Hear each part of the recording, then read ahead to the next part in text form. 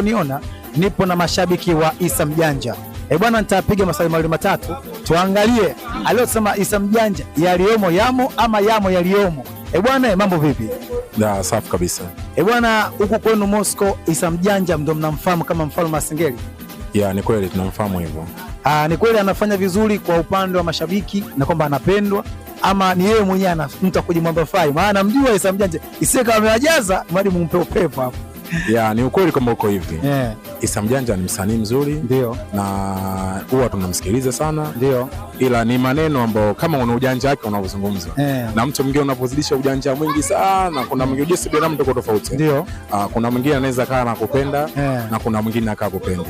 Wewe unavyojisifia sana kwa watu, kuna wengine wanaongeza vitu vyao. Wanaongeza. Na huko kuna mtaa mmoja anaitwa Lagos. Yaani huko kama wewe ni Lagos ni sana. Huko Lagos. Huko kuna sehemu inaitwa Lagos. Lagos ni kajua Nigeria rafiki yangu. Hapana, huko Moscow kuna sehemu inaitwa Lagos. Na ukieta sana sifa nyingi sana. Wanakupeka Lagos. Ila Issa Mjanja ni msanii mzuri. Ndiyo. Na sisi tunamfahamu siku nyingi sana. Yeah. Bwana, anasema Issa Mjanja ni msanii anayefanya poa, ana shida. Yale majigambo aliyosema ni kwamba sio anajigamba ila ni uhalisia. Mashabiki wanamkubali Issa Mjanja kwa sababu anatoa vitu ambavyo wao wenyewe wananufaika ama wanavitaka kupitia kitaa. Bwana, Issa Mjanja ana ngoma nyingi sana. Hebu niambie miongoni mwa ngoma moja ambayo wewe kwa ukisikiza kwamba sababu Issa Mjanja hapa aliniambia mimi. Naweza kusema Issa Mjanja ana nyingi sana nyimbo zake. Yeah. Na katika nyimbo zake kuna nyimbo alimba na Msaga Sumu. Yeah. Aisa ile kwangu ni ngoma pendwa sana. Siku hizi ukioa. Siku hizi ukioa na wale wenzako. Ni hivyo, ni kweli. Yeah. Na uko unaungana na msemo huu? Naungana kwa sababu zile yale maneno. Mimi nilikuwa nimeoa. Kwa hiyo nafahamu kwamba changamoto za kwenye ndoa ziko vipi.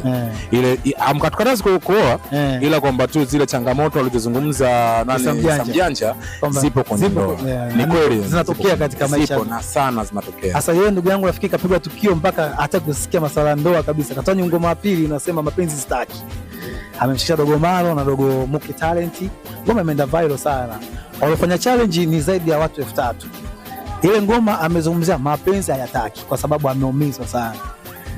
Wewe kwa upande wako unaweza kumshawishi au kumshauri angalau alegeze moyo arudi kwenye mapenzi tena? Yeah, mimi sio kila mmoja atakuwa ameumizwa, wengine atakatusikia utamu wa mapenzi. Yeah, kwa mimi namshauri. Binadamu huwa tuko tofauti.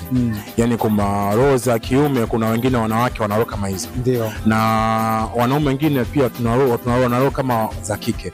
Yaani naweza nikasema kwamba binadamu sisi sote tuko sawa. Mimi hapa naweza kusema kuna